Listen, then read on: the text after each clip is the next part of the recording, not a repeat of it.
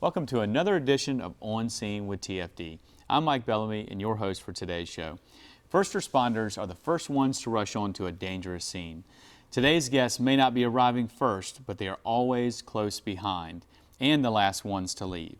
The American Red Cross has been serving our area for almost 100 years and provides 24/7 disaster response. So let's meet our guests. So we have the Executive Director of the Capital Area Red Cross, SHARON Tyler. Thanks for being here. Thank you, Mike. And we have JACAR McLeod. Help me out here. Your title is? The Disaster Program Specialist. Okay, fantastic. Well, thank you for both taking time out of your busy schedule to join us for a little discussion. Absolutely. So I guess let's dive right in. I know who you are, and obviously all the firefighters and law enforcement and first responders know the Red Cross very well, and we're going to get into all that. But SHARON, tell me about your current role with the Red Cross. Well, I'm the Executive Director for our chapter. We cover eight counties, which is pretty much the Big Bend footprint here. So I've been back in Tallahassee since January of 2014. Okay, and you work at the office on the east side of town? We are on Easterwood out by Tom Brown Park. Okay, actually right next to my office, right? That's right. And JACAR, tell me about your current position with the Red Cross. Well, I'm the Disaster Program Specialist. I oversee the Disaster Action Team, which is the team that responds to the fire calls, and also our home fire campaign, where we install free smoke alarms in residents' homes. Okay, and you work out at the same office as well? Exactly. And obviously your office sometimes may be the scene of a house fire or the scene of a disaster, so you've got wheels and will travel. So SHARON, what's the mission? What's the core function of the Red Cross? Our main function is to help communities and individuals prepare for, respond to, and recover from disaster. And JACAR, what would you add to that as far as what you see and maybe even like more specifically the things that you provide? We provide normality to the families, give them some reassurance that the disaster or the fire that they just went through, there is a way back. By providing that financial assistance and giving them shelter, somewhere to stay the night of, just provides them with a comfort to know that someone was there. And that's happening immediately? Immediately after the fire. We take care of their immediate emergency needs, which is, he said, shelter, food, and clothing. And I like to say we provide them with the 3 H's, which is hope, help, and hugs. That sums it up. And we're still on scene typically when you're there, right? Absolutely. Yeah. How did you, JACAR, how did you get involved with the Red Cross? What's your story? Oh man, I started back in 2004. Oh, come on, you don't look back. You got to go back. I had to go back. I've been with the Red Cross for 11 years now. Okay. Right. So I started back in 2004. As we know, back then there was a lot of hurricanes. We had Katrina, Charlie, Ivan, and so I started out in mass care and then transitioned to logistics. Over time, as we like to say with the Red Cross, you have to be sort of a chameleon and adjust with the times, and so I've done such. And so now I'm over the Disaster Action Team and making sure the families in the community gets that helping hand and to get back on their feet. SHARON, what's your journey been with the Red Cross? Well, I actually started in '04 as well. Okay. I was living in Texas. My family all here in Florida, and it was the years, he said, of the ABC hurricanes. You know, we were hit, slammed with them, and so I wanted to do something for my home state and families that were back here, so I became a volunteer for Red Cross, and that volunteer experience continued to grow and ended up morphing into a career. How is the Red Cross structured? How is the organization, both geographically and even administratively, how are you structured? Our national headquarters is in Washington, D.C. Okay. We've actually, in the last 4 to 5 years, undergone a lot of consolidation, a lot of restructuring, just to contain cost and to try to be more effective.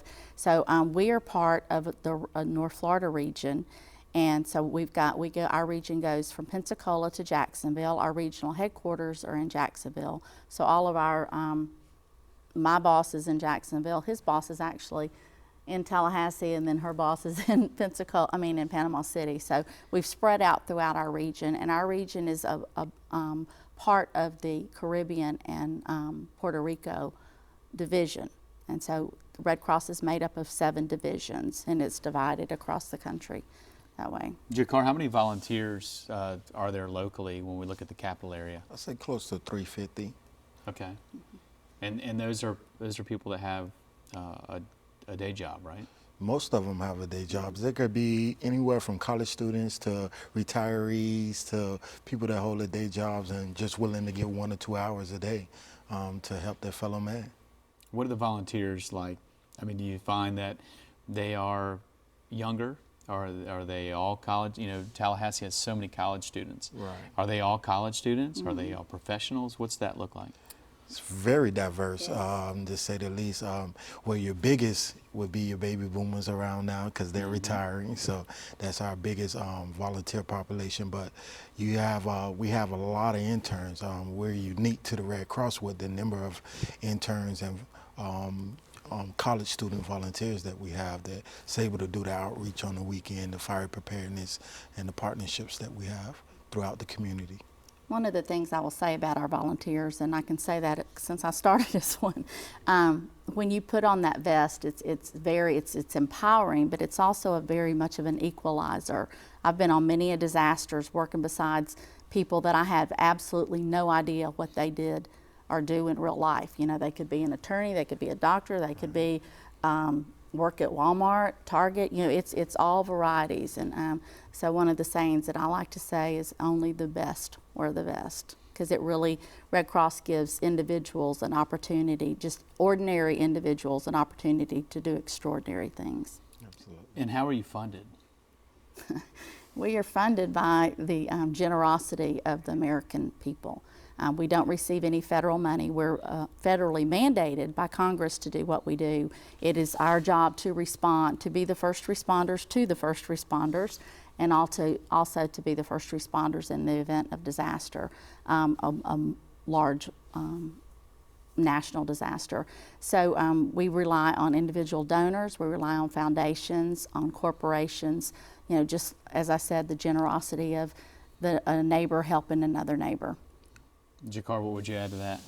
Really, I think she She's covered it all. Yeah, She's absolutely. good. She's She knows very what she's good. talking about, right? Well, and that's important because I think that it may be $1 or $2 or $3 here or there that you receive from certain programs, and it could be you've got bigger donors in town that are really more engaged in providing large donations. But I think all that matters to you, right? Because these services aren't free. Now, there's no amount of donation that's too small, and obviously there's no amount that's too large either, because you know, a small $2 to $5 donation is going to help provide a family with an individual with a comfort kit, which is going to be their basic hygiene materials that we give to them after a disaster. Okay, well, I'm going to cut you off right there. And if you'll both stick around, I want to talk more about that and what that looks like at the fire scene. So stick around. All right, don't change that channel. More On Scene when we come back.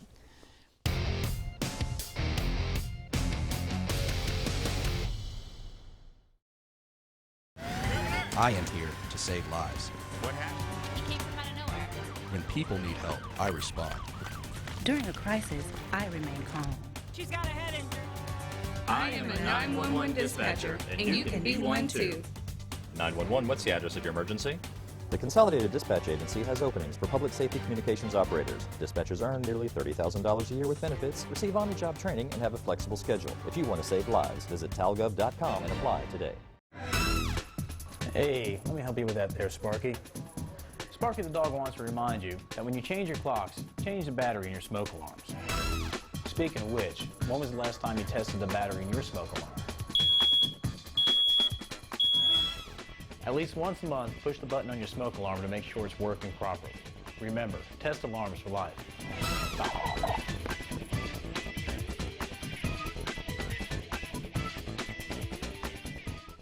Hello, I'm Mike Terhune with the Tallahassee Fire Department.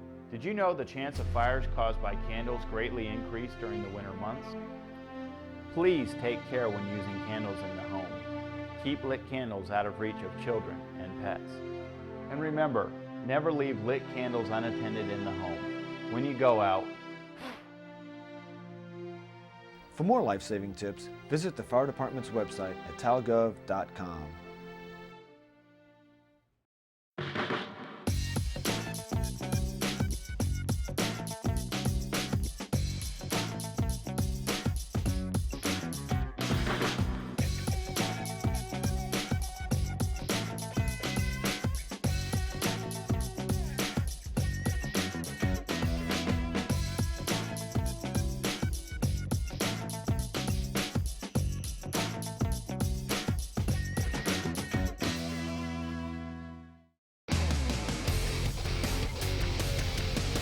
Welcome back to On Scene with TFD. Let's rejoin our guests from the American Red Cross, SHARON Tyler and JACAR McLeod. Thanks for sticking around for another segment. Before the break, we were talking about the Red Cross, and you're giving us some of the background about how long you've been in town, how long you've been an organization, what the mission is. Digging down into like just the meat of all this, what does it look like after a fire, for instance? I mean, you provide many, many services. I don't want to just focus on the fire, but after a family in our community has a structure fire, take us down that road of what you do at that point. Okay, so what happens is a call comes in to a volunteer, and that's someone that works a day job, day to day, but they are willing to get up out of their bed at 2 o'clock in the morning. Once they get to the fire scene, they're providing clients with reassurance that they don't have to stay on the street or go to a homeless shelter, that we're going to provide a hotel stay. Also, talking through the different situations of what occurred during the fire. We seem to think that's the best opportunity as far as memory goes of what occurred during the fire or what caused the fire. And then we let them know what assistance we're going to provide and what other partner agencies and resources other partner agencies may be able to provide by us giving referrals. So we also give referrals, but we also give the comfort kit, which SHARON mentioned a little bit earlier, that has toiletries, your basic hygiene, and that's washcloth, deodorant, things of that nature that you may have lost in a fire. So it's our job to just give them a little bit of hope, as she said earlier, that things will be back to normal as soon as possible. After we've left the scene, a couple of days later, we do a follow-up call to make sure that they were able to reach out to the partner agencies or to see if we can be an advocate for them with their home insurance company, things like that. So the road doesn't stop when the fire is over or when we've left the scene. We do follow-up calls as well. And to add to that, we also we provide mental health counseling if the clients feel like that they need that. We provide health services if they've lost prescriptions, if they've lost glasses or anything like that in the event of a big fire. And aside from just fires, like for the floods right now, you know, we're providing mental health for the folks up in South Carolina, as well as all the other variety of services at Red Cross. You know, we've sheltered hundreds and hundreds of people. We've got about 800 volunteers on the ground in South Carolina working with the floods. And so it's the home fires, you know, we do that on a daily basis every 31 hours. In our chapter, we're responding to a home fire. Actually, the average is probably a little lower than that now. It's probably about every 29 or 30 hours, which is unfortunate. But so not only do we provide them with some material, you know, things, a comfort kit, a cleanup kit, if it will help, which is going to consist of literally, you know, Clorox and whatnot, stuff that would help clean up after a fire. But also, like, if there are children involved, we've got teddy bears or Mickey Mouses, something that will give them to just kind of comfort the child right then. Because if you're, regardless of whether it's in the middle of the day or the middle of the night, and you've experienced a tremendous loss of your home, you know, you're in shock. You need that comfort. You need whatever that you can give, you could get in order to kind of, like as JACAR said, realize that there will be a new normal one day. You don't feel it right then, but there will be there, and we're going to be there to help make sure that happens. I think if our viewers were to just, you know, close their eyes and just imagine for a minute tonight at 2 or 3 in the morning, just immediately get up, get out of your bed, and grab your children and go out and stand in your front yard. And think about what it's like to not ever be able to go back inside. and all of those things inside no longer exist because they've been destroyed by the fire. And think about what that would mean to you. And I think that your volunteers and the first responders in our community, they see that, but that is just a devastating thing. And when you talk to fire victims, even firefighters and volunteers can't relate. I mean, they are the only ones that know that. And we witness the comfort that you bring on scene, and all of your volunteers, and we don't get to know them all. There are many of them, and they swoop in the middle of the night and get right there inside. That's one of the first things our firefighters are doing there in that extinguishment phase of the fire, is trying to determine how many people need help. And we're relaying that to our consolidated dispatch agency, and then they're getting you coming. But I just really we take our fire hat, if you will, off to you for being there and providing that service, because it's the only thing they have.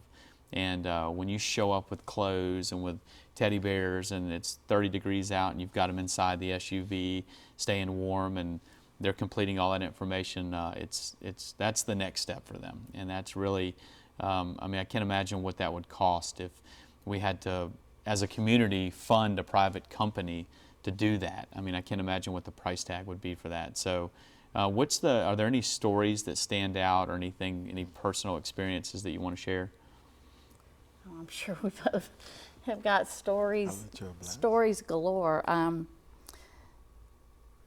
There's two that actually come to mind. One I personally worked on when I was doing disaster action team in Texas, and it was about 11 o'clock on a Friday night, and we got a call that we'd had a fire, and so I went with some volunteers to the fire. I was actually on staff at that time, and there were 2 fatalities. And at the time, there was only one other person that survived the fire, and he was actually not in the home. And his name was Tom, and he had just graduated from high school. He's 18 years old, and he had not been at home. So he lost his aunt and his grandmother, who he lived with. And everything in the home had been destroyed. And so one of the things that we do when we get there, we have to do casework. We've got to identify the people. We've got to make sure that they belong to the home, and that they actually lived there. And so this young man had just lost everything he had, and he had no identification on him because he had been out. And so we're sitting there trying to figure out how can we, attach him to the home, how can we help him make sure that he gets the help that he needs. And so he reached, it was probably like in November, December, he reached in his pockets and he pulled out this crumbled up envelope. And he's like, oh, he said, well, will this help? And I said, well, what is it? And he said, he showed it to me. It was an envelope with his name and address on it. And so the reason he hadn't been home is he had taken this envelope with what was in it to a friend's house to brag on it, because he had just been accepted, first person in his family to be accepted into college. So it was his college acceptance letter. Wow. And so here it was, one of the most important days of his life, because he was going to be a first generation college student in his family, and yet he had just lost his significant family, and we were able to help him and get him on the road to recovery. That's an incredible story, and you're the first ones to provide relief, and you're right there at that moment. And I think that you're changing people's lives forever, and you're the only thing they may have at that moment. And it's interesting to really get to know some of those stories. All right, will you stick around for another segment? I'd like to talk about a story that we worked on together with the fire department. Sure. Okay, all right. Well, don't change that channel. More On Scene when we return.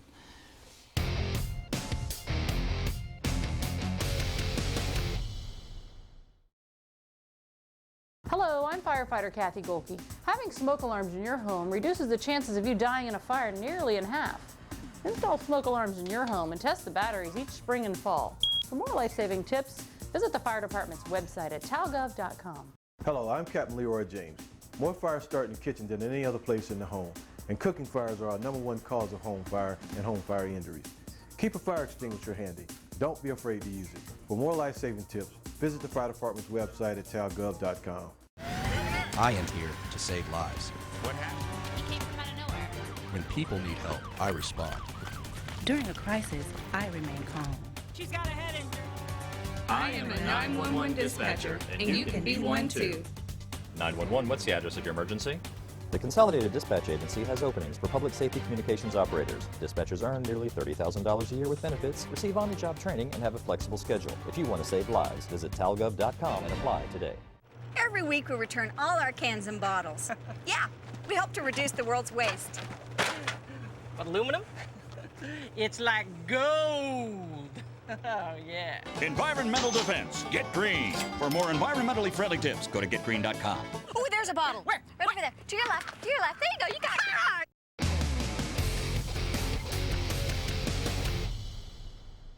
Welcome back to our last segment of On Scene with TFD. Thanks for sticking around. Welcome back, Sharon Tyler and JACAR McLeod. Thanks for hanging in there. It's been a great discussion so far. It's kind of like a good movie, a little bit of laughing, a little bit of crying, right? It's a great story to tell. Well, the reason that I didn't just staff the desk today with a couple firefighters is because of the partnership that we have, and that we do some pretty neat outreach together and fire prevention work together. Right. So before we talk any more about some of those other programs that the Red Cross provides, let's look at a short snippet from a recent campaign that we worked on together.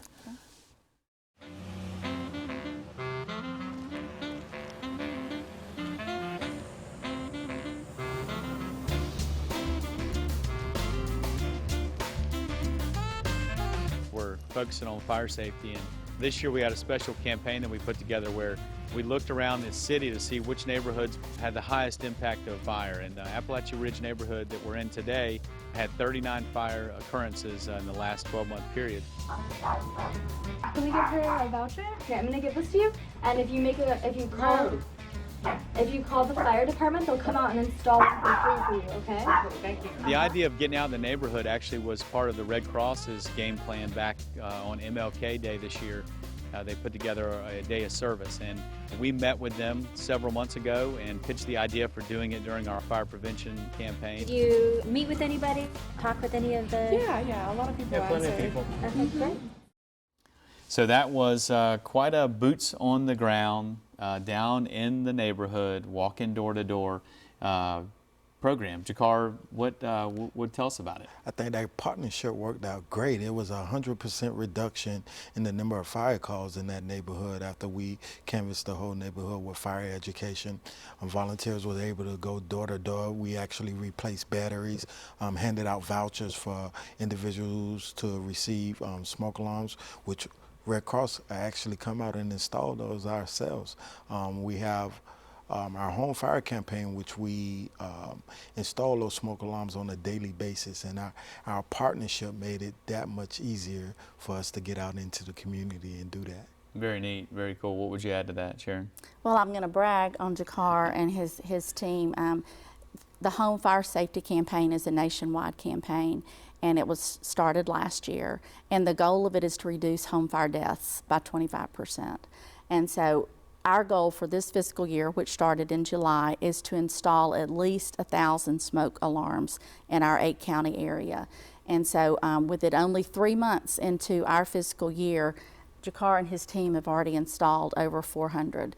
So we're well on our way to meeting and exceeding our goal, which will make our community a safer, more resilient community. Yeah, congratulations on that. Absolutely. Yeah, it's the smoke alarm is the only thing that's going to protect us, 24 hours a day and 7 days a week, and we see that all too often. Your volunteers are out there with us, and we see that people don't have them after a fire. So every smoke alarm that we install is a life saved, and every one that we educate is a life saved. So we think we're doing our part to save lives in the community. And you're not just doing that in Leon County, you're doing that all over. All 8 counties that we serve, and throughout our whole region. It's a nationwide campaign, so throughout the whole nation. Sharon, what other services do you want to talk about that the Red Cross doesn't just come out in the middle of the night to fires? You do many more things. Well, obviously we respond to big national disasters, or disasters, whether they're national or not, whether it be flooding, hurricane, tornadoes, whatever kind of natural disaster that there are. But we've also got other programs. Many people's first relationship with Red Cross comes through our health and safety department. Mine personally did as a young child having swim lessons. Okay. And so our health and safety department is another program that we provide life-saving skills through CPR, first aid, through swim lessons, through lifeguard lessons. You know, it covers a variety, babysitting classes.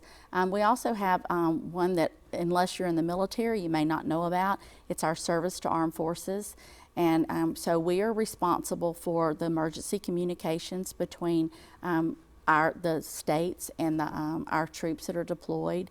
And so one of the statistics that still astounds me is that every 22 seconds an emergency communication is going overseas to one of our troops. And so what that means is if something happens back here at home, whether it's a death, an impending death of a relative, or some tragedy that's happened, and in some instances, joyous occasions as a birth, the troop that's overseas receives an emergency communication, and when they get that, their commanding officer can release them to come back home, and then Red Cross helps facilitate them coming home, and they can't be released until they receive the official Red Cross communication. We're also one of the nations that we're largest provider of blood services. We provide 40% of the nation's blood. Our area right here is not a blood region at this time, and so we don't collect the blood. I don't know that won't change in the future. Right to the north of us in Georgia, Georgia has blood services, and so they provide that.